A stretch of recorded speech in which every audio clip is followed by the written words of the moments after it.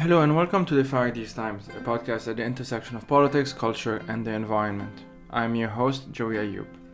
This is the first episode of 2021, and I wanted us to start this year by talking about Silicon Valley. Now, I know that this might sound weird, maybe out of context even, but I think we've reached a point where we need to come to terms with the fact that we're living in a world heavily influenced by what we usually call big tech. So, Amazon, Apple, Google, Facebook, Microsoft. But we can also include other giants such as Twitter, and of course subsidiaries of these giants such as Instagram, YouTube, WhatsApp, and so on. If you're listening from the US, you're likely very aware by now of what happens when authoritarian actors take advantage of certain designs on websites and apps like Facebook or YouTube. The fascists who stormed the Capitol on January 6 were undoubtedly radicalized on social media, with the help of Trump, of course, himself addicted to Twitter, as well as the people around him. But this conversation focuses on another angle, and it goes beyond just social media. So I spoke to Katy Cook about her book, The Psychology of Silicon Valley, Ethical Threats and Emotional Unintelligence in the Tech Industry. This book offers a revealing look inside the mind of Silicon Valley, and how the identity, culture, myths, and motivation of big tech are harming society. Katy, who will introduce herself in a bit, walks us through the psychological landscape of Silicon Valley, including its leadership, ethical and cultural problems, as well as what to do about them. So although this is US focused at times, this is not a conversation about that country only. In fact, I bring up the UK and I bring up the Middle East in general as part of my own experiences with the effects of social media and the tech giants. I will be having more of these conversations in the near future as I myself dig deeper into the philosophy and politics of big tech and explore ways to approach the many faceted challenges ahead. So as usual, if you wish to support this podcast, you can do so with a small monthly donation on patreon.com/firethesetimes. For other methods, including one-offs on PayPal, please visit the website, and you can also help out by just leaving a review wherever you get your podcast. Alright, here's my conversation with Katy Cook on the psychology of Silicon Valley. So my name is Katy Cook. I am a social psychologist, and I am the author of The Psychology of Silicon Valley, which is about the ethical threats and emotional unintelligence in the tech industry. And I am based in Southern California. I'm from San Diego. So in the intro to the book, you mentioned how you started wondering about the psychology that was creating technology itself. So can we kind of get a bit of background here? How did that start and where did it lead? Let's put it this way. Yeah, for sure. So I started looking into this stuff around 2011, and I was really interested initially in the addictive kind of elements of tech, which I think is what brought a lot of people in kind of early on. That's what a lot of the early research papers and the early literature is on. And then I got kind of just deeper into it, and I would read about, job loss and automation and potentials there. And then a couple years later, started seeing some more of the social harms around polarization and misinformation and things like that. But what really interested me as a psychologist was kind of who was creating this technology, right? Because it's not just coming from nowhere.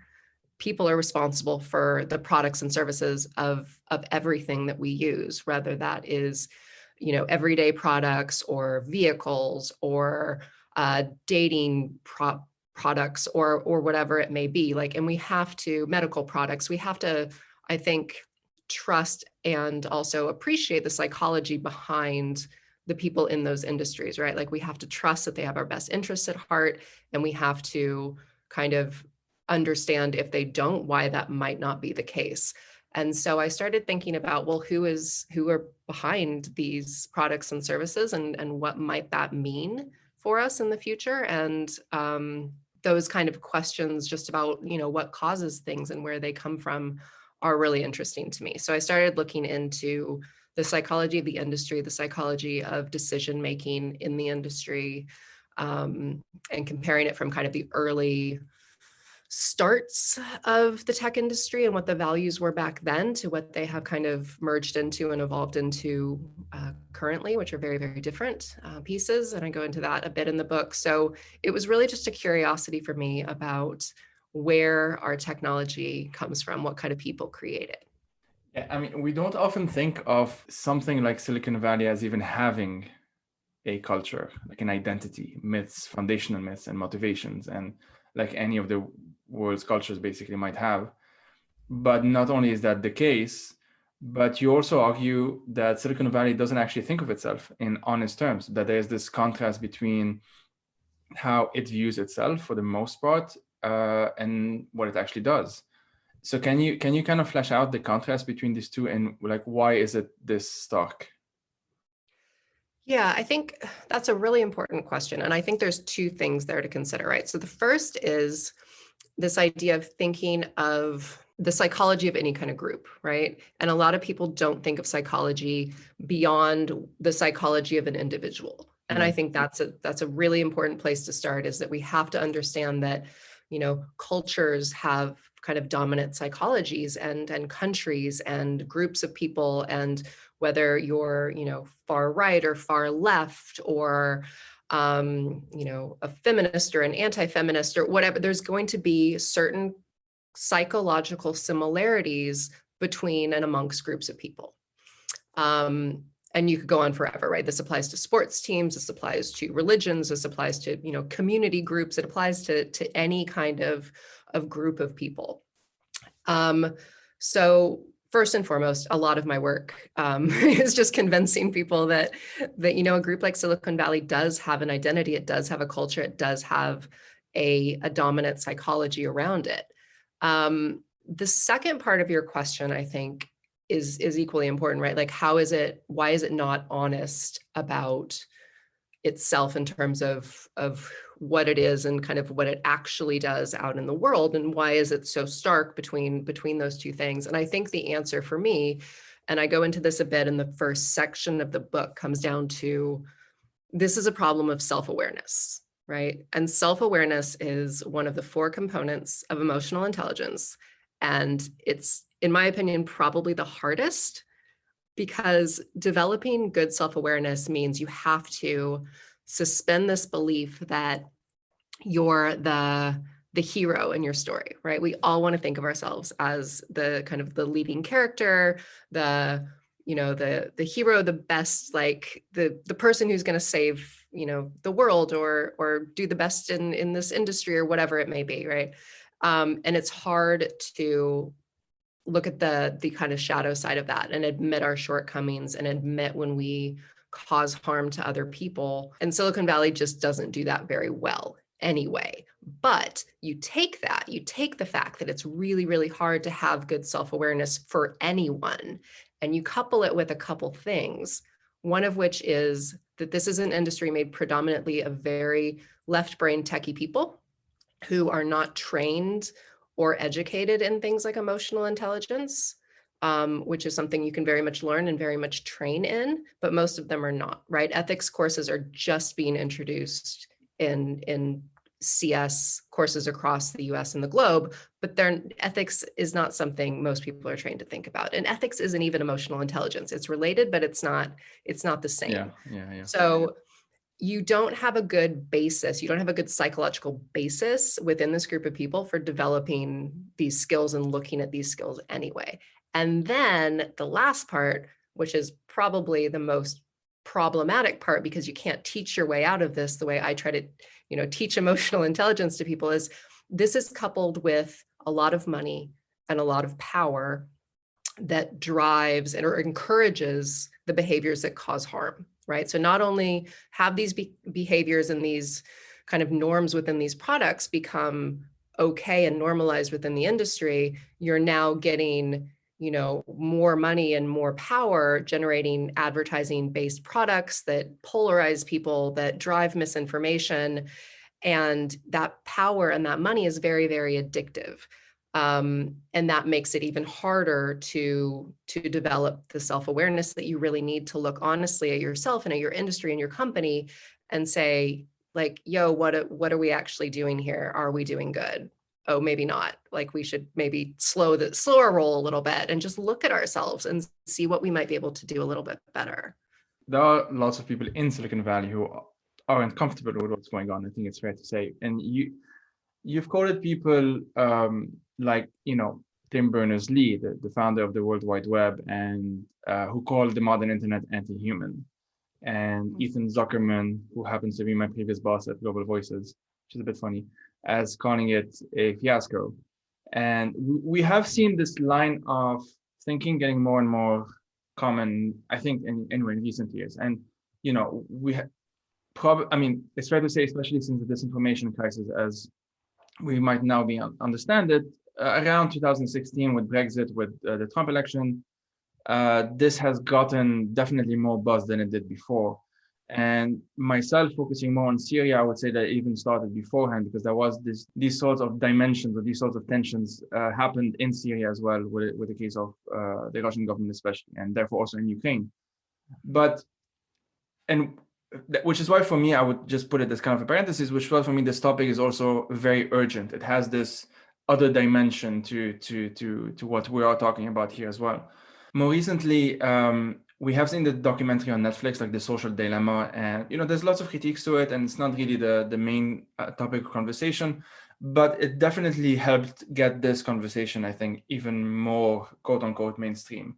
And especially the work of folks like Jaron Lanier, Tristan Harris, and some of the others that were mentioned in the documentary, getting more attention, as I said. And the feeling is that basically something went wrong.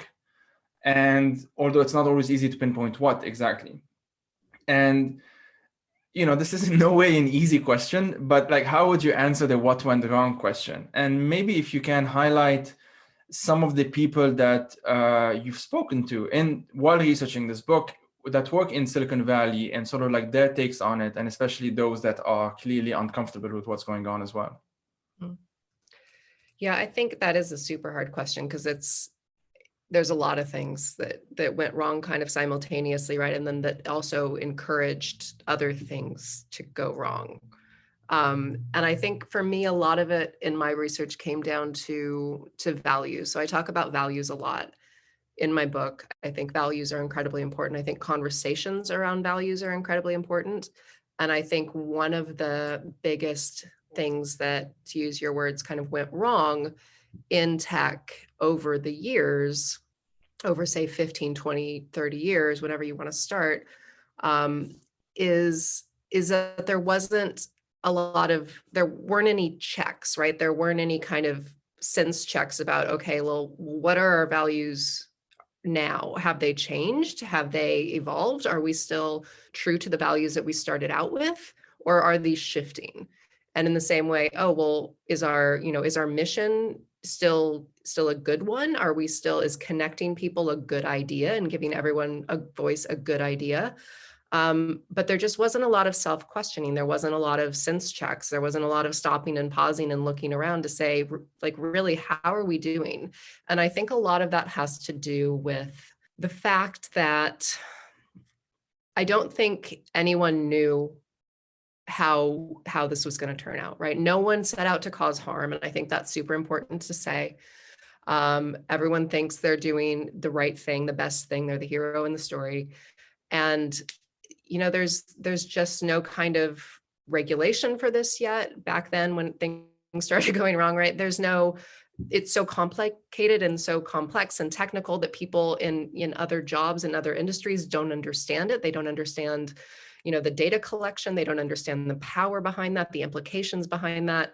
When it comes to social, they don't see the problems that could arise there. And the lack of self-awareness really means that the founders and the drivers of these companies couldn't see those things coming either.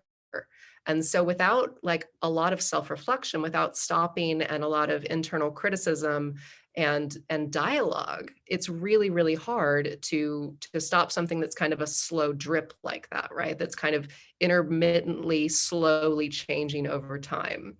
And it's the same way that you can, become addicted to something. You aren't the first day you try it, but over time, it's going to get more and more and more, and you're going to need more and more and more. And the same way that if you're making revenue, you're going to want to make more and more and more. And a lot of the problem, I think, comes down to exactly what, Jaron Lanier says in The Social Network and all of his writing kind of elsewhere, is that this business model, emphasizes the wrong things. It's really built on this kind of hyper-capitalistic Wall Street mentality, like growth at any cost, advertising is the way forward model, and that's not going to end well for anyone and solve any kind of social problems, right? Just throwing ads at stuff and gluing our eyeballs to conspiracy theories on YouTube. That's a really bad business model to follow. So I think the what part is very well extrapolated in The Social Dilemma. I'm not sure the why part is, but we can talk about that later.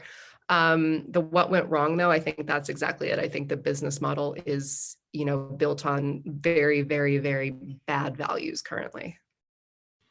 Yeah, well, part of the why is, I mean, I can maybe get your take on this as well, is that, as you hinted at as well, like those who were supposed to do the legislating and those who were supposed to do the reining in had no idea what was going on. They were not trained, and for the most part still are not trained in even understanding what data is. And I'm saying this as someone who is barely starting to understand how data actually functions. It's not easy. It really isn't easy. And I'm doing a lot of like self-educating and work on that to compensate for all these years, even though up until recently, I was an active user of Facebook, of Instagram. I provided, therefore, a lot of data. I still have Twitter, although I'm not as active anymore, but still I'm providing data, and Gmail, YouTube, all of that as well. And it's very, very difficult to kind of wrap your head around. Probably now a bit easier, thanks in part to stuff like The Social Dilemma, which is why I still recommend it, even though it has its flaws, like any documentary does. But yeah, I do think that's why I'm bringing it up here. So, in your opinion, what is the why?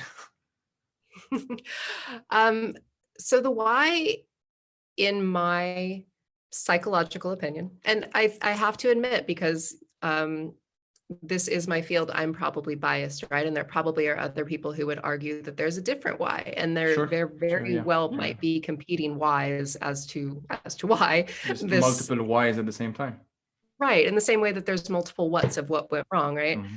And multiple hows of how we might fix it. So to my mind, the why comes back to, this is a very homogeneously educated and minded community that creates technology. The technology is coming from something up a bubble, and that bubble has a very specific mindset about how you fix problems. Their mindsets tend to be, well, there's a technical fix for that. There's an app for that. We can code our way out of that. And there's I think, I don't know what the right word is, deprioritization, or like looking at everything else as kind of inferior in a way, any other kind of fixes or solves. So I think there's a sense of kind of tech is the best, and tech is the only way to kind of fix problems. So there's an elitism there as well, and a lack of respect for other kind of modalities and interests. I think there's a lack of emotional intelligence. So that's my real answer. That's the why to me. And there's different reasons for that. Like, emotional intelligence isn't, taught in a lot of STEM or any STEM programs that I know. And you can develop it on your own. You can certainly have emotional intelligence for a lot of reasons personally, whether it's an experience you went through, or the parents that raised you, or culture that you were raised in, or whatever it might be. But that was not what I encountered when I did, hundreds of interviews for this book. There was not a lot, especially in leadership, of the kinds of things that would go into making this industry emotionally intelligent. And those things, for anyone who hasn't kind of read up on how you break down emotional intelligence, are self-awareness, self-regulation, empathy, and social skills. And when it comes to those four things, there isn't a lot of any of it in the industry. And you see a lot of writing by some of the more kind of reflective technologists about the empathy deficit in Silicon Valley. And I think that's a huge piece of it for me, is that, there isn't a lot of thinking about other people and what the effects might be, not just on the customer, but on society at large. And if you have empathy, those are the kind of questions that you just naturally ask, because you're curious about the experience of other people. So it's not only a self-awareness problem to me, it's also a problem um, of thinking about others and, as important as yourself, right? And thinking about how this affects your community and what the measures are that you might take to make sure that your products or services meet not just their individual kind of needs of how they're using your product, but the greater social needs that they have. And so if you understand human needs, right, and that's a whole other area of expertise, but you have your basic needs like biological needs, so food, shelter, that kind of stuff. You have your psychological needs, which are plentiful, right? Like mastery and contribution and um, growth and all these kind of like self-actualization kind of things. And then you have your social needs. And that's really what I think a lot of, well, especially social networks, obviously, but technology in general has really tapped into this need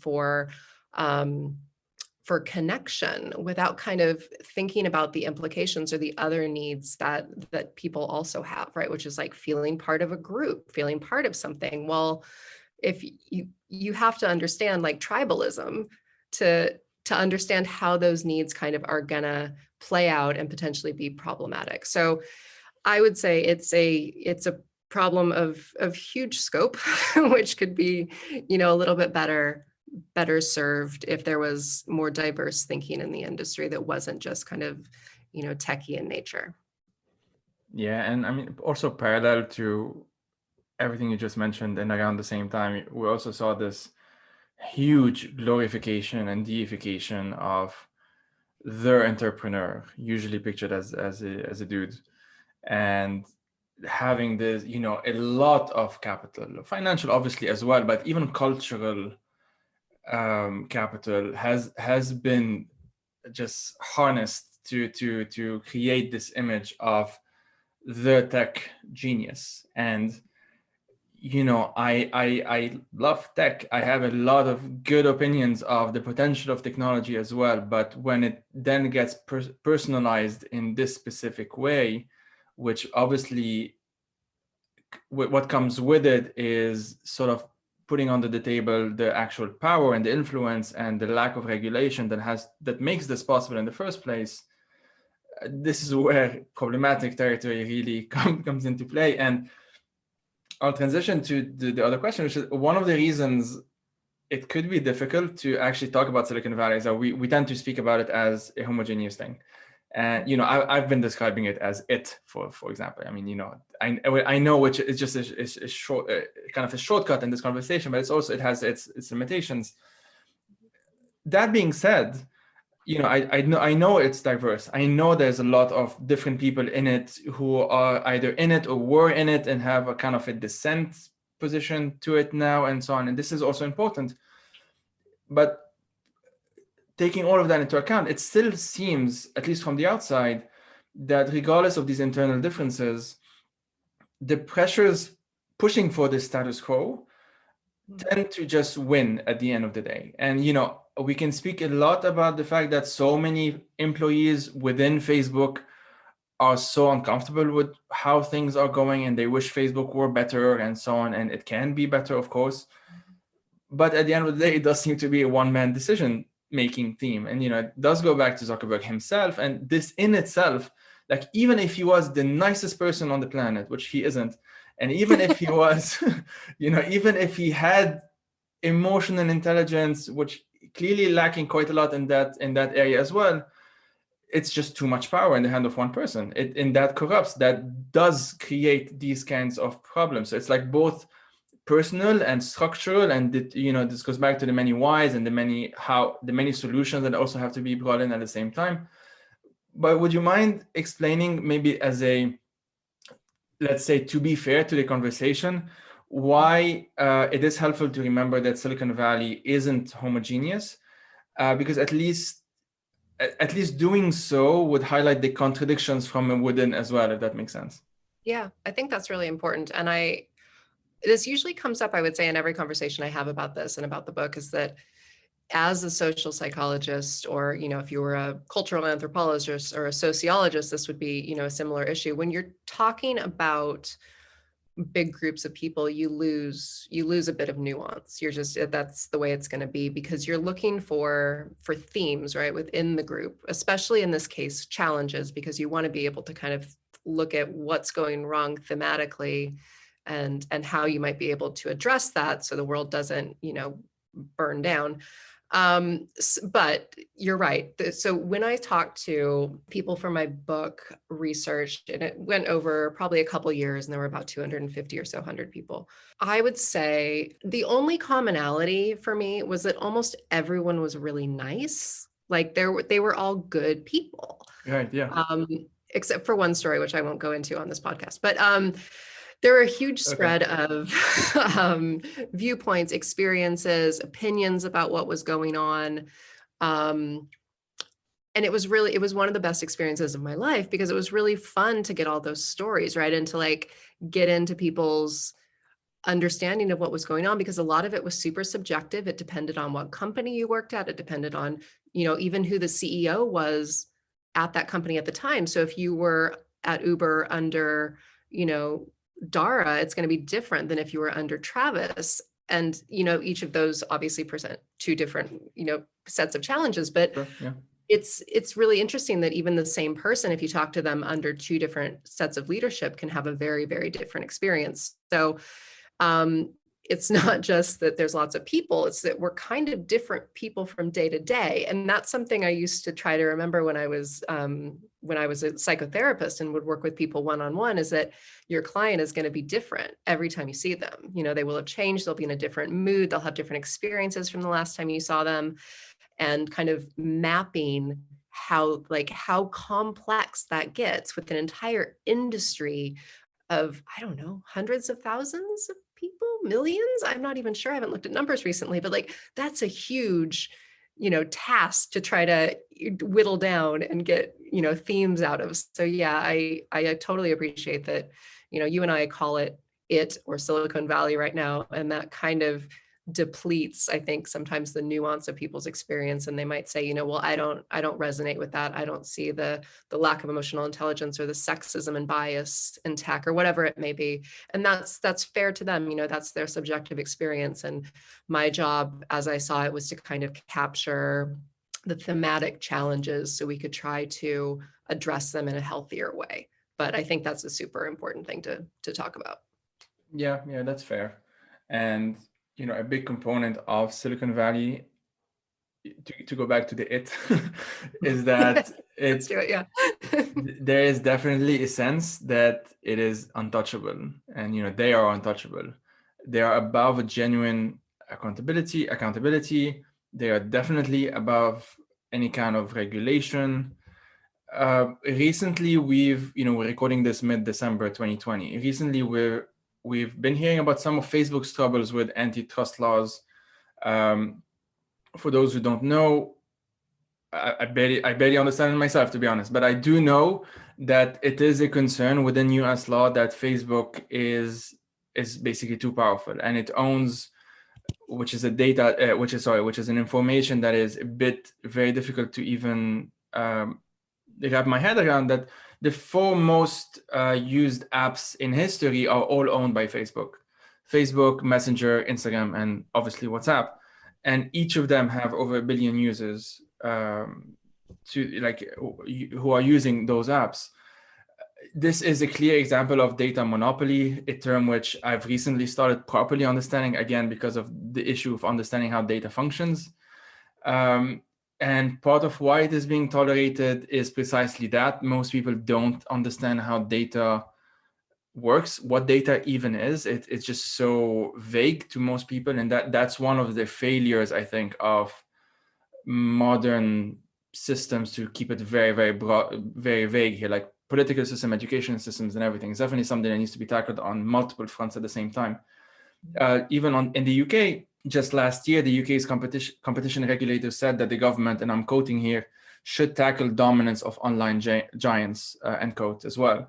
Whether or not the antitrust laws actually go anywhere, there's a lot of doubt on that, I know, because it's Facebook, so they're very powerful.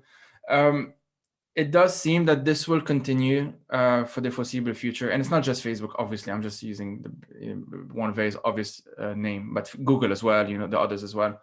So my question is more like, how does a culture, like from a psychological perspective, let's put it this way, how does a culture which clearly views itself as beyond accountability react to attempts to hold it accountable? I have lots of difficulties imagining them just accepting it, which, I mean, they're obviously already rejecting it.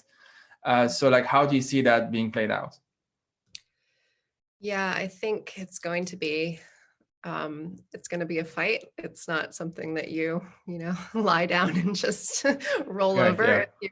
if you're Facebook or Google or any of the other ones. I think problems of accountability in these cases are essentially problems of power, right? So powerful people, and that can be, not just Mark Zuckerberg, that's Donald Trump and Harvey Weinstein Oh, and, absolutely. any other kind Everywhere. of, yeah, usually white male people, um, think that they're, if they have power, that means that they don't have to be as responsible and accountable as the rest of us. And that's something that goes back to another thing I talk about in the book, which I think is a super interesting part of psychology that I am really, really passionate about and interested in, which is this idea of the power paradox. And the idea, Desher Keltner, who's at Berkeley, has a whole book on it, I think. And the basic idea is that the social and emotional intelligence that you have, whatever that may be, say it's an 8 out of 10 when you start a company, is damaged by the experience of power. So the more power you get, the harder it is to maintain whatever emotional and social intelligence you had going into that position. So I doubt that all three of or four of those men that I just mentioned were as drunk on power and as kind of resistant to, I mean, maybe Donald Trump, I don't know, resistant to accountability when they were, say, like 15 or 20, like maybe, but I really doubt it, right? The experience of power gives people a very false sense of what is important, of how you have to answer to society and to other people. It diminishes your empathy significantly. And of course, this is something I try to point out over and over again throughout the book, that emotional intelligence, and there's research to back this up across lots and lots and lots of different industries, emotional intelligence is highly correlated with ethical decision making. So if you're not emotionally intelligent, you're going to have a really, really hard time being ethical, because ethics is grounded in this idea of, okay, well, what's the best thing for society? And what's the best thing for the greatest number of people? And what's the best thing for the greater good? What's the right thing to do for, not only myself, but for everyone around me?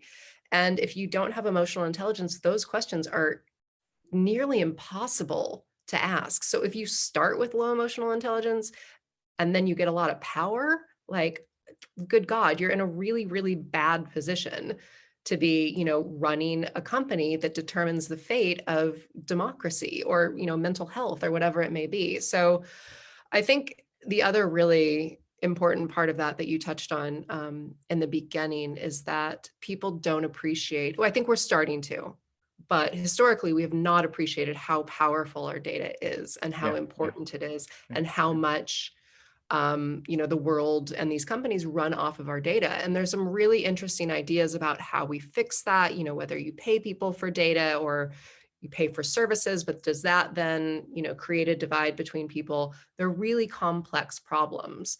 And I remember in 2014, a couple colleagues and I set up a campaign, like a one-day campaign called No Data Day.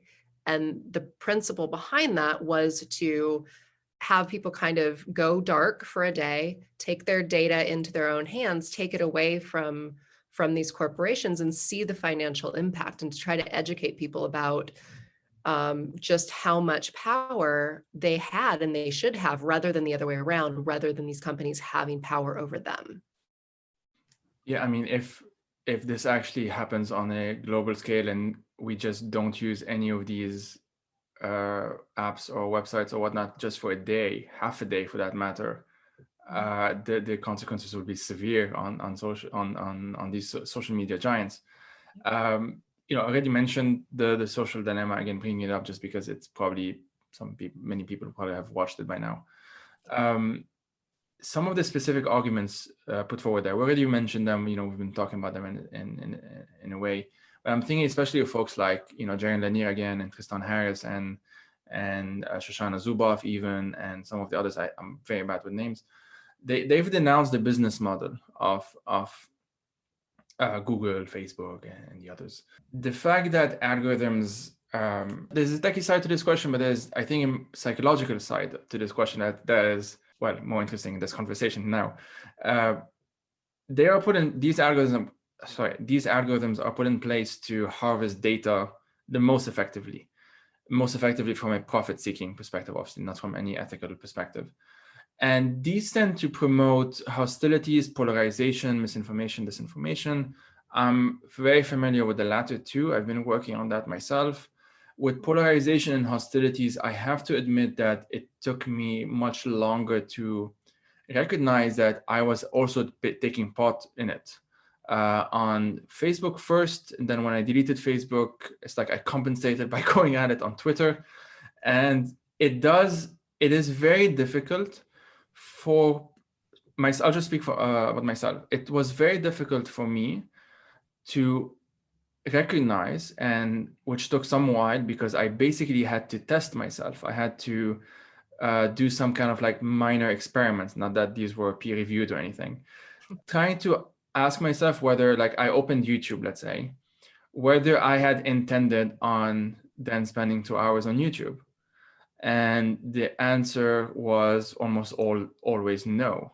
It starts because obviously the algorithm is extremely good at not just finding the patterns in my viewing habits and the clicks and the histories and the length and all of that, which, this might be the more techie aspect of it, but also trying to guess, and often extremely accurately, which can be very scary. Amazon does that as well, of like what you may want, let's put it this way, or what you think you may want. At least they can implant the need as well. The question is, from the psychological perspective, we are talking about addiction here. This is an addiction mechanism. How can you explain it to people? And I'm basically asking your help here, let's put it this way, because I have struggled to explain the addiction part to most people around me. I'm doing it a bit better now, although it took a lot of time to get there. But even now, I basically tell people, well, try not to use it for a while and maybe you might see the difference. But it's so vague, and it's very difficult if you're just using it on an average basis, on a daily basis, to actually see the harm that can be done, both in the short term, obviously, but especially in the long term. And then at some point, 12 years have passed, because that's how long I've been on Twitter. I had the anniversary notification recently.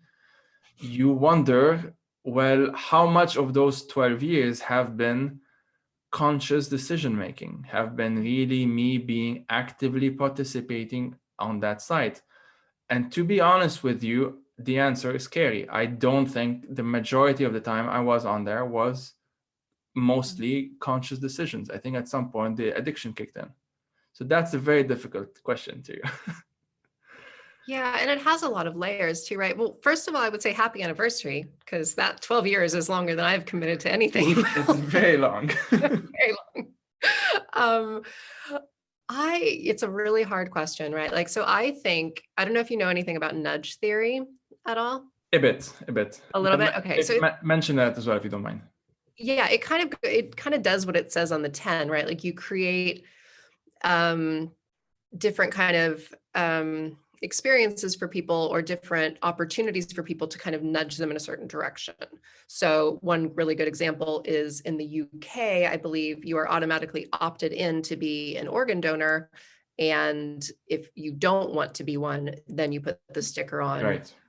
Which has, created a lot more, organ donations, whether like compared to the US, where it's the opposite, you have to opt into that.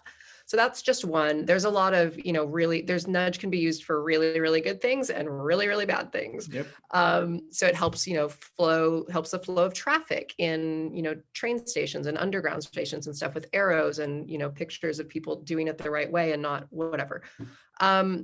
So one thing I've learned about how to nudge myself when it comes to these kind of things, because I'm just as susceptible as everyone else, um, is I create the circumstances where it's harder for me to go on these things.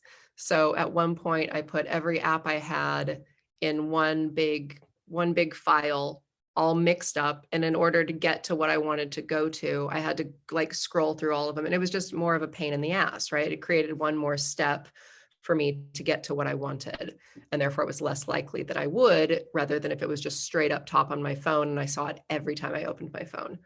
Another good way for me is to remove apps from my phone altogether. So I no longer have a Facebook app on my phone, even though I still have Facebook. I no longer have a Twitter app, even though I still have Twitter.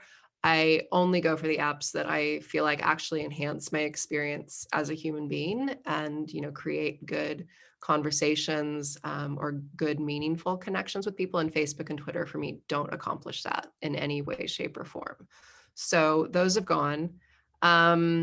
It is really hard though, like you say, and in my opinion, it shouldn't be left to people to, manage this all by themselves. This is really the responsibility of the companies who are creating these Absolutely, yeah. kinds of technology with this kind of really depth knowledge. This is the only, I think, really hardcore knowledge of psychology that they have, is how to create, addictive behavior models. And they teach this at like places like Stanford. And I forget the name of the class, but it teaches like Bell Hooks model of how to, make people want to come back for more. Is it Hooks? Yeah, something like that. Yeah, like the leveraging of psychology for, for kind of nefarious or like addictive purposes is it's not even hidden. Like people do this very knowingly in the industry, and I'm not sure if they feel bad about it or not. I would hope so, but by all accounts, it doesn't seem like it. Um, but in terms of the social dilemma, I know you mentioned that. I think that's been really helpful in kind of driving awareness towards these things and helping people understand what's really going on, because most people just, there's so much in our lives and so much news and so much information to take in that unless it's presented in a really compelling way, the way I think they did in that movie, and as you say, it does have its shortcomings. I think it was a good kind of first introduction to these concepts for a lot of people. So it is just kind of moving the needle from now on, whether that's with little nudges that we do for ourselves or regulation that we impose upon companies who try to do this to us. Yeah, and thanks for bringing up that this is a structural problem as well. At the end of the day, if these technologies were different, then we would have different outcomes. It really is that simple sometimes. I have gone through so many different ways of dealing with social media addiction. Like, it's actually ridiculous if I list them all. I probably don't even remember. From everything from deleting the app to putting it in a hidden place on the phone to, I'm not going to go through them. Pretty much everything that one can think of, which actually has been helpful, because I do start seeing certain nuances in how I myself react to these things, because I am, as I said, I do like technology. I love the history of technology much more than the current forms of technology, although there are good things being done today as well. It is a nuanced conversation. The problem is that, and this is where I'll bring the second question. The stakes are just so high at this point, and the scale is so beyond. And like, if we were talking about even 1 million people that were on Facebook, that would already be a big deal. But now we're talking about over 1 billion, and the fact that same company has those other other three apps, sorry, that also have over 1 billion each. I mean, that is data harvesting on a scale that we never were able to do before. And this is developing at the same time as the quick development of technology itself, the pace of technology itself. And, for rightly or wrongly, sometimes we focus a bit too much, I think, on what, let's say, China does in China. And for the wrong reasons. I think we should focus on what they do wrongly, what the government does badly in terms of the surveillance mechanisms and the oppression, all of that, for that. But sometimes I feel like the conversation then gets turned into, well, they only do it there, it could never happen here. And that's just not the case. And it's just that we do have better democratic institutions here, obviously, but they are flawed. They have their innumerable shortcomings, as we have been seeing in the past 4 years, just to focus only on those past 4 years. And the stakes, as I said, are now high. Like one of my personal obsessions now, in addition to what I mentioned before, like the political consequences on the ground, like when it comes to Syria and stuff, is global warming. And we are dealing right now with a situation that requires both quick thinking and also long-term thinking, and like thinking on multiple levels at the same time, and multiple aspects of the economy at the same time, and politics and cultural and personal, pretty much everything about us as human beings at this point, which is possible. It's not impossible, but it is not easy. And if the structures in place, literally, to go back to the nudge example, if they're literally nudging us all the time, and it's like we have to fight against the wind all the time, that makes it more difficult than if we were walking in the same direction as the wind, And one of the problems, you do mention this, like the technical fixes that often Silicon Valley, but not just Silicon Valley, like the oil companies do that. It's a big corporation thing. It obviously benefits them. They say that they want to be part of the solution that they are causing. So it's like, oil companies investing a tiny bit in solar energy and that sort of thing, and then having entire PR campaigns about it, as we all know. The question to you, I guess, also from a psychological perspective, and I will try and see if I can make sense of this. A lot of this is usually called techno-optimism, rightly or wrongly. I think the term is actually misused sometimes. But if we think of this as techno-optimism, basically that we have this optimistic view of technology that is doing more good than bad. Let's put it very simply. The other side of that binary would be techno-pessimism. I'm sort of in between. I sometimes hover to techno-pessimism. Sometimes I'm not fully. When it comes to climate change, I then go to techno-pessimism, to be totally honest. But I'm not fully set yet. Let's say it's not a fully developed thought. From a psychological perspective, is it even helpful to use terms like techno-optimism and techno-pessimism? Like, does it say much? That's an interesting question. I've never thought about that before. Is it helpful?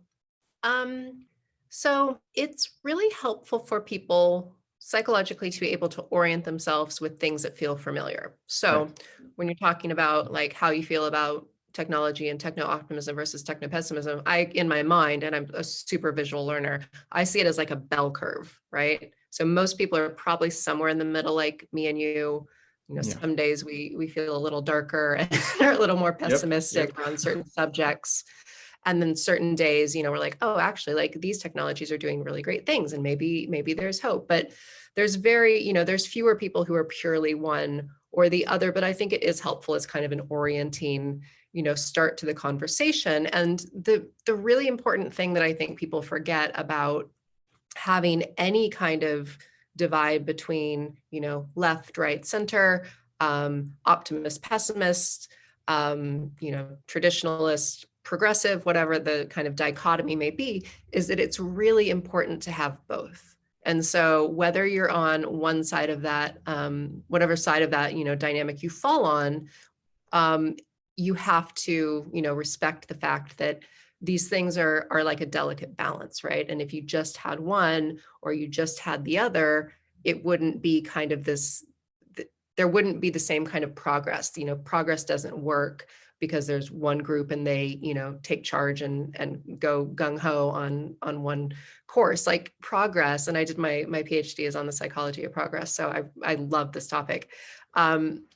It's a really interesting kind of dance between two sides, right? And so the pessimists maybe that will point out things that are going wrong, and I probably come across as more of a techno-pessimist in my book because it seemed silly to sit there and list all the great things about technology. But yeah, if you're a techno-optimist, like, that could, it's good to be reminded that there's good things too. And like this conversation between the two, as long as it remains kind of respectful and civil, I think is a really, really great thing. What the dangerous part is when it doesn't, right? When it kind of becomes super polarized. There's more people kind of in the extreme parts of that bell curve, and it to the point where it's not even a bell curve anymore, right? Like the extreme right, extreme left, like that can be potentially really problematic because people then don't have conversations, don't listen to each other, don't respect the other side of the issue. And that is not how progress works. Like that is how, like splitting of societies works. So I think when it comes to these kind of these terms, I think they can be really helpful, like a good way to visualize it, especially for people like me. But I mean, it might not be for everyone, but I like it. Yeah, I do think it's useful. What it becomes less useful, let's say, when that becomes the thing that people use to then start thinking about it. That it becomes an identity thing. Like I'm a techno optimist, therefore the answers are sort of, well, they're already there. They're written in advance, and that's not how. Just things are just more complicated than that. I kind of had this thought. I thought about it. It related to an earlier part of this conversation about Trump specifically, given that he is thankfully on his way out now. I mean, he was never. I'm not gonna psychologize him, but definitely there are quite a lot of evidence that he was always problematic. Let's put it this way. But there's also quite a good evidence, and Jaron Lanier himself mentioned this in one of the interviews on Channel 4, I believe, because he had met him and whatever, that he believes that Trump actually got worse after his addiction to Twitter kind of kicked off. And I kind of see it. I don't, I wouldn't say I have deep knowledge into the guy to say this for certain, but it does definitely seem to be the case that it encourages him to be put in a box, essentially. When you put in a box, all of his worst instincts kind of kick off. And, we see this quite a lot. And so there's two parts to this question. Okay, I will ask it directly first because so I don't get confused. Some of the skills in the way forward section on your book, sorry. Can you kind of go through them, not necessarily all of them, like as many as you want, but like, why do you think, and you have mentioned this already, but kind of to get into it a tiny bit more, sort of like the stuff like self-awareness, emotional control, power to the people, social skills, empathy, all of these things. What's your case, let's say, for all of them being thought about at the same time, rather than just one instead of the other? Okay. Yeah, I'm really happy you asked that. Actually, I love talking about this stuff. Okay. So I go into things like leadership and empathy and like self-regulation, and I kind of use like case studies in a way to point out like where that doesn't happen a lot in the tech industry, right? So like Elon Musk is a really good example of bad self-regulation. I can't believe I didn't mention him yet. Yeah, obviously. Yeah. Right. I don't like to talk about him more than I have to, but what's another? And Donald Trump, obviously, really bad self-regulation. I'm not sure Donald Trump has any of the elements of emotional intelligence. I'd have to think about that. Maybe some social skills, not sure. But yeah, I think the one point to make about all of those things kind of in conjunction and the importance of doing all of them at the same time is emotional intelligence specifically kind of works as a group. So it's not that, you can't be better at one than the other. Like I have a quiz for emotional intelligence on my website, and I always score highest on one of them, which is empathy, and then lower on, a couple of the other ones. But they all kind of work together. So if you develop your self-awareness, you're more likely, if you're in touch with, your strengths and weaknesses and your own emotions and what's going on for you, you're more likely to be sensitive or adept to, or even curious about what that looks like in other people, which would naturally then develop your capacity for empathy. You might also, if you're empathetic to other people, be able to regulate yourself a little bit better so that you don't say offend them or upset them or say something mean that's going to make them cry or whatever it may be. So they all kind of work in this conjunctive kind of like a whole way. And then some things are outside of that I recommend. So like talking about leadership, there's different ways of doing leadership. I don't think there's one right way, but I think there's a shift over the last, say, like 10 or 20 years about what good leadership looks like, and that it isn't, ruling with an iron fist. It isn't always being right. It isn't being, always talking the most or being like super strong and aggressive. It's more the capacity, I think, to listen and to empower people and to make other people feel like they have the capacity to be leaders as well, and giving people, maybe setting a vision, but then trusting people enough to go out and work towards realizing that inspiration that you've come up with. So there's different things that I think are done well or not done well in leadership across Silicon Valley. In general, I think older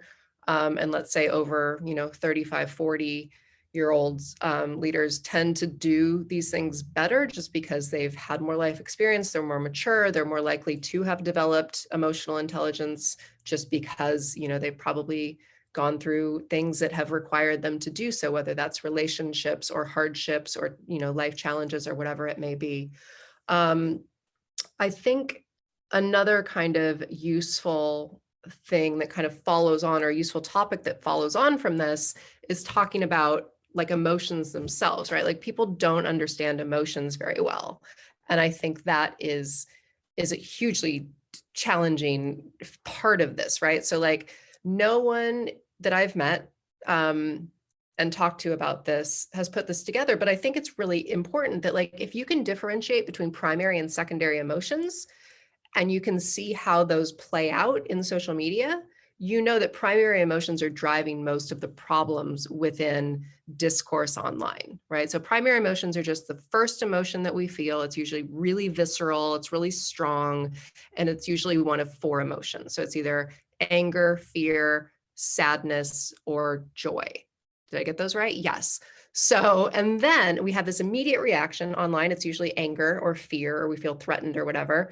And we react right there in our primary emotion.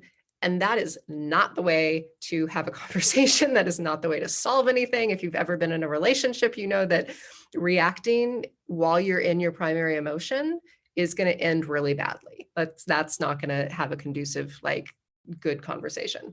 Whereas if you wait it out a little bit and get into what your secondary emotions are and kind of flesh those out and see what's happening and why you're feeling that way, and have a better understanding of kind of the nuance of your emotion, you're more likely to, demonstrate the emotional intelligence that you need to in order to, have productive conversations online, make good decisions at work, whatever the case may be. So it's kind of like the difference between immediately needing to drag people online by immediately responding, and maybe taking a sec to actually think about it and maybe then responding. I'm not saying don't respond, but have a more nuanced way of responding. And maybe if you could have the time to respond, maybe take a sec to actually write a blog post about it or an article about it, or something that requires a bit of self-editing, for example, that sort of thing, which obviously Twitter doesn't have. It just so happens that we're recording this on the same week as the 10-year commemoration / anniversary / whatever of the start of the Arab Spring.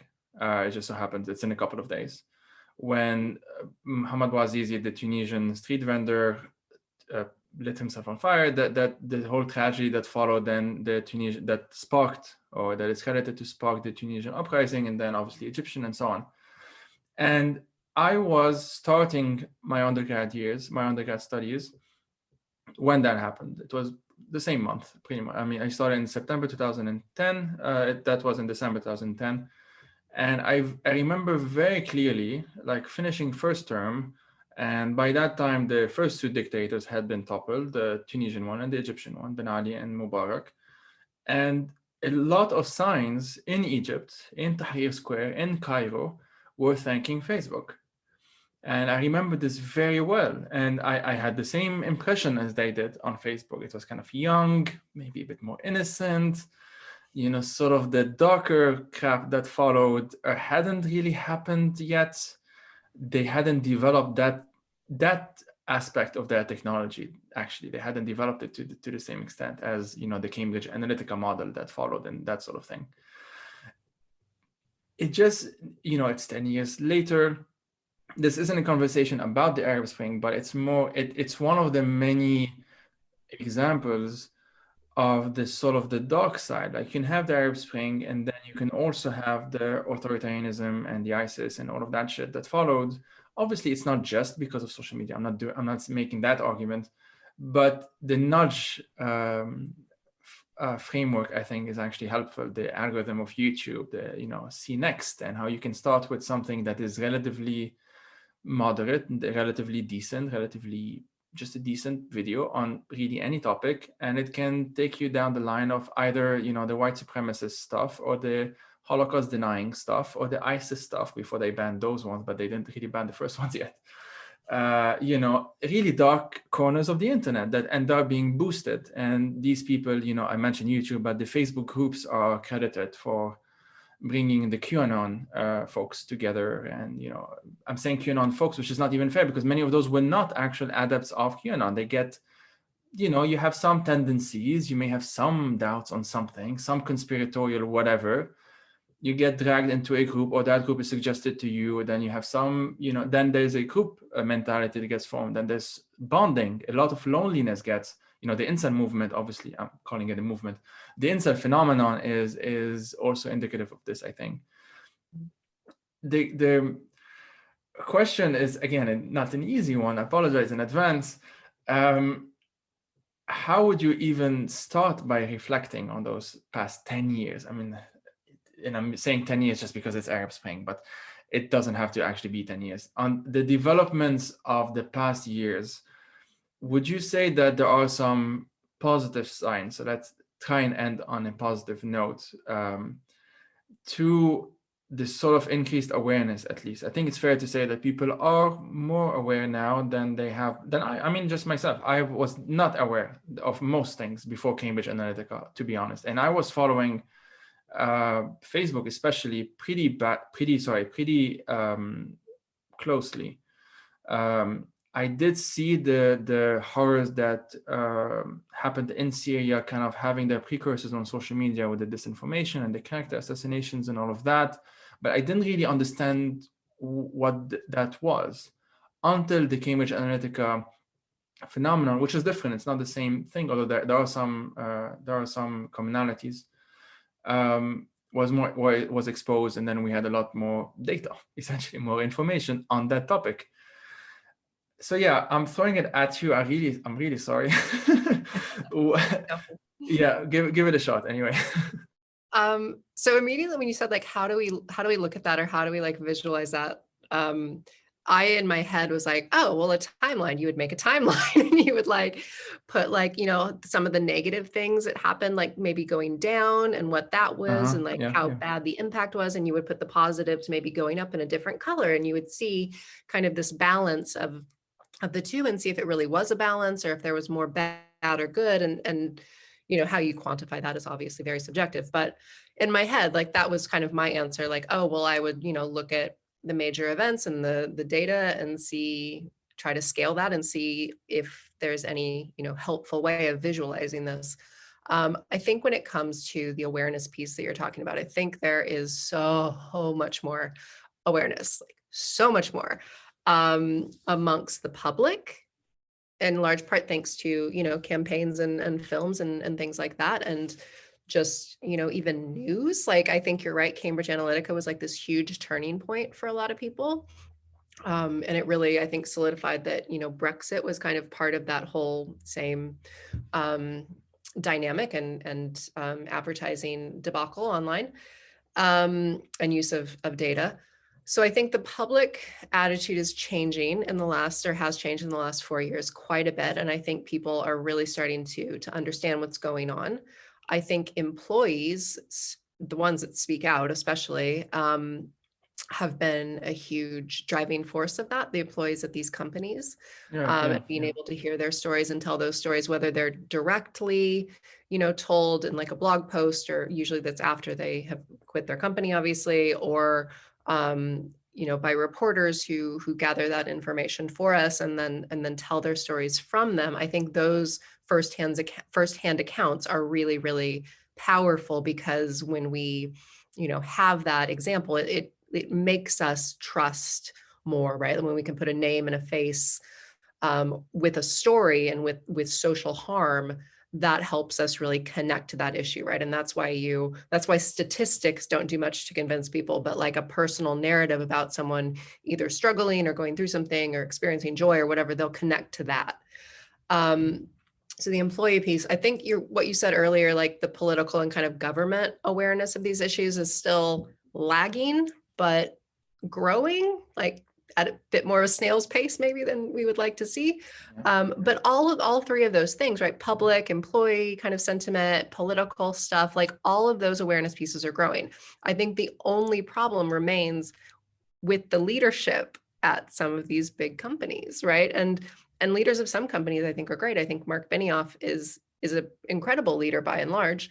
But until you convince kind of the people in charge or just, regulate the crap out of them, it's really hard to make kind of meaningful change. But I think what will drive this is the fact that everyone else kind of around them is now putting pressure on these companies to change. So my hope is that in the face of that kind of, legislative pressure, fines, customers speaking out, ditching their products, whatever it may be, employees quitting, turnover costs a ton, bad PR, like all of those things kind of put together, hopefully kind of leads to that leadership self-awareness piece. And it might not be self-awareness in the way that you would want it to kind of naturally kind of come, like an insight and an aha moment and recognizing that maybe they could do a little bit better. And how do you do that? It might be a little more forced than that.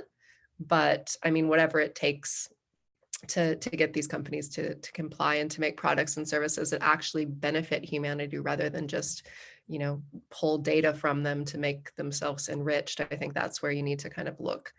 So yeah. Does that answer your question? I feel like I rambled there. I'm sorry. I mean, I think it was an impossible question, to be honest. So that was fine. I would say that there I have seen decent. I'm saying decent. I think my expectations are just so low as well. Progress on the Facebook and to a greater extent on the Twitter side when it comes to their social responsibilities. Again, I really think my expectations in the first place are a bit too low on this, and I think that I need to be a bit more, probably not as nice. But the around the US elections, we've seen the whole flagging thing on Twitter, for example, the fact that Facebook took a stance on QAnon. I'm not gonna say that there are no questions around how these tech companies manage the data. Essentially, I'm not saying that this was good, period. I'm sure there are nuances to that as well, but and this would end up being these big what ifs of history. Like, what if they didn't do any of that? What if the algorithm was actually not just in place, but boosted on, which tends to happen on election times. The YouTube algorithm would continue encouraging these extremist content, and Twitter, Nazis being so comfortable on Twitter, and the white supremacists on Facebook, and all of that stuff. Who knows if it could have? And I'm not saying it would never. I'm not saying this is a done deal either. I'm saying that might have even been worse by now. Like, even as we're talking right now. If Facebook was letting QAnon meet the Republicans, meet the, just letting it all play out essentially, and the algorithm being the invisible kingmaker in some ways, although probably it's a bad metaphor. So kind of a hopeful note, I guess. I mean, in a certain way, is that, well, that's something. I'm not saying it's nothing. So it is something, definitely not enough. The antitrust laws when it comes to on Facebook, that's something interesting. I hope it actually does happen. That's my position. I think Facebook needs to be broken up. That's honestly my position on this. So let me ask you the book recommendation question, if that's okay with you. Yeah.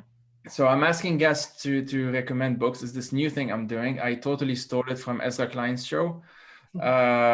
And basically just to have recommended books. So can you recommend books on this topic or related topics, or even totally unrelated topics? And Yeah, for sure. I mean, there's a lot of good books on, different elements of kind of what's going on, right? So if you're interested in, say, the effects of tech on democracy, The People versus Tech by Jamie Bartlett is really good.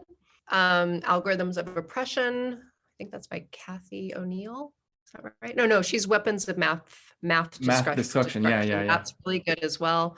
But my kind of the sources I drew on mostly for my book were primarily, well, interviews and then, psychology kind of stuff. So if you're interested like in emotional intelligence and learning more about that, the kind of classic book on emotional intelligence is just called Emotional Intelligence by Daniel Goleman. That's a really good place to start. If you're interested in empathy, which would be where I would start, because I think that's the thing that's missing the most in the tech industry. There's a book called The Empathy Instinct, How to Build a More Civil Society by Peter Balgazet. And that one's really, really good.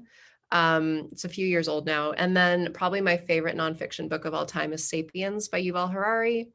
And that I think it's just really useful for me. And he has one called Homo Deus as well, which is obviously more about tech. But I think Sapiens is even more useful in the sense that it gives us this longitudinal view of humanity and makes us kind of consider where we are in that story and that journey and what we might look like if we kind of don't manage some of these challenges in a really kind of cooperative way. He talks a lot about collaboration in that book, which I think is hugely important for the challenges that we're facing right now. So those would be the three I'd recommend on the subjects. What did I just finish? Oh, I just finished a book called Good and Mad, which was really great, by Rebecca Traister. And that's about the revolutionary power of women's anger. That's like the subtitle. So I read a lot of books on like just different emotions. So that was one on anger, which was really cool. I'm reading one called Can't Even on Millennials and Why We're the Burnout Generation, by Ann Peterson. And then Prisoners of Geography is one of my one of the best books I read this year. I had jury duty earlier this year and I read it like in a day. And it's super interesting. It's about how different countries act and behave and comport themselves because of like where they're situated geographically. So like the US, for instance, is like the crown jewel of where it is, right? Like it's between two oceans. It has two neighbors that it economically kind of like dominates over. And it doesn't have to be friends with anyone, whereas and it can be kind of an asshole. Whereas like a country that doesn't have any, ports or means of trade that's really easy, and they have like 8 neighbors around them, like they have to behave in a different way, and they're going to have like different cultural norms and stuff because of that. So I thought it's not strictly about psychology, but I thought for what I'm researching now and working on now is a book about America and kind of the psychology of America, which, hugely, hugely interesting and also difficult to talk about. So that one I read for that as a bit of research, and it was really, really good. So those are the ones that spring to mind. I wonder, you must have a lot because you talk to people all the time about this stuff. I mentioned Jaron Lanier for a reason, because I have been reading his books lately. I have found them very, very useful. I tend to get into kind of like climate psychology now, not in any professional capacity, just as out of curiosity. So there's a book that I literally have here called Climate Psychology. I mean, that's easy to find. And you have, I'm starting to get into topics surrounding climate anxiety and the whole paralyzing nature of it, because it's something that I struggle with a lot with a number of friends of mine, that because I have an environmental science undergrad background, and it's something that, even knowing a tiny bit on how difficult the problem is and the consequences can be really, really terrifying. Yeah. And it's one of those things that I'm actually trying to deal with personally, just on a psychological level, in order to actually be useful, let's put it this way, and actually do something about it, rather than just, all doom and gloom, which tends to be the I don't know, I wouldn't say it's dominant. It has changed. I think the climate movement, the student movement, the youth movement, I forgot what it's called now, March for Our Future. Yeah, that's the one. Those things are definitely helping a lot to actually force the conversation to, probably using nudge theory without knowing it as well. Like, we're talking about them now. They are the future, so to speak. And kind of reframing things is what I'm trying to get at. So it happens on multiple levels or multiple fields, I guess, but they are all interrelated. So like, if I think of Jaron Lanier as like, well, it could be more interesting to someone who's more into technology than I am, let's say. but then some of these things on how addiction works, let's say, because he has that social media book, could be useful to thinking about how to think about climate change, for example. And then, I like to bounce around quite a bit. So I don't have any one. I'm basically very bad at making lists and giving recommendations, and I just jump around quite a lot. But yeah, that would be my answer. That's a really good one. I'm going to look that up. I wrote it down. I think the thing about anxiety is like cultural anxiety is so huge this year, right? Because we've spent the year just all being anxious together about like an invisible threat. And that's essentially what climate change it poses, but on a grander scale, I think, right? And like a more long-term scale. So I think we're going to see more of that. So yeah, being able to manage kind of collective mental health is something I work on a lot with my clients, and it's a really important, I think, area to focus on. And I'll quickly mention, because I think it would be unfair to forget it. There's a book called Critical Pedagogy in Uncertain Times. I barely started it, so I don't know if I would recommend it, but so far so good. Okay. It seems very interesting, and it's about also, I think it's more the how to actually talk about it and how to actually think about, how to actually teach these important social skills, like for example, emotional intelligence in uncertain times, as the title suggests. So that would be another recommendation. Well, anyway, Katy Cook, thanks a lot for your time. This has been fascinating and amazing and quite a lot of fun, to be honest. Yeah, this is really good. This was a great way to start my day. Thank you. And end your day. Yes, and end my day. Yeah. Night, yeah. All right, take care. All right, you too.